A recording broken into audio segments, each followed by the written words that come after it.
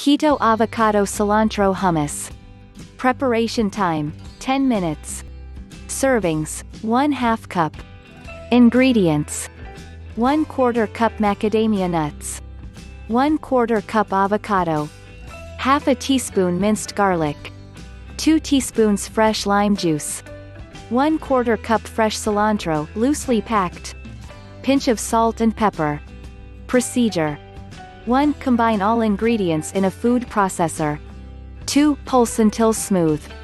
Nutritional information: energy 306 kilocalories, protein 3 grams 4%, fat 31 grams 85%, carbohydrates 9 grams 11%, fiber 6 grams.